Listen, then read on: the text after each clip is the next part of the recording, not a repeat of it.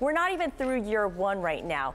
When it comes to the summit and how we propose solutions to the many problems we face, how do you see that divide manifesting itself?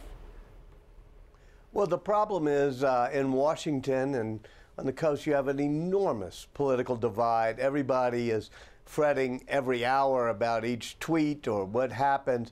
The good thing about coming to Aspen is that people really of good faith talk of civility, working across the aisles, you know, and I think whether it was healthcare, climate, or any other issue, the theme of this conference was if reasonable people got together, you could find reasonable solutions. Certainly that's true on health care, which should never have been done on partisan lines 5, 6, 7, 8 years ago and shouldn't be done on partisan lines right now. But if you bring people together, we had Tommy Thompson, the governor of Wisconsin, working with Kathleen Sebelius, who's been governor of Kansas, a Democrat and Republican. And with their working group, it was easy to see how you could have a really good health care plan that didn't have to be partisan.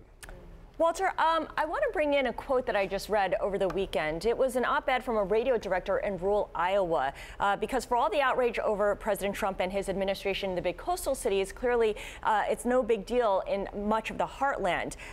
Robert Leonard writes, even if the investigation on ties with Russia, that's the part that's left unsaid, turns up clear evidence of presidential misconduct, I believe it would be impossible for the Republican Party to consider impeachment without Fox's support. He's talking about Fox News. The first Republicans to even mention impeachment would probably be vilified by Fox and find themselves facing an angry constituency and a primary opponent next election. Yet if Fox turns, it would be inevitable. As a former president and chairman of CNN, I know you've thought a lot about the fracturing of journalism. Talk to us a little bit about how you see Fox's role here in perhaps smoothing some of the divides in the country or exacerbating them. Oh, yeah, I think that's definitely true that the divides in our country have been exacerbated by all forms of media, whether it's in the blogosphere or on cable news, people getting more and more partisan.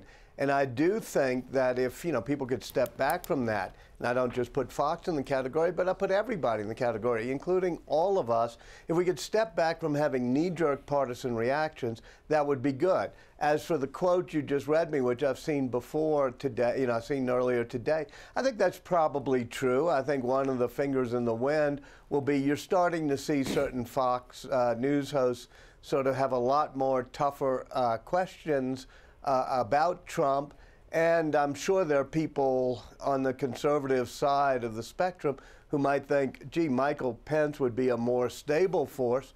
So eventually that could happen, but I think you would need a reason. I mean, at the moment, you know, we haven't finished any of these investigations.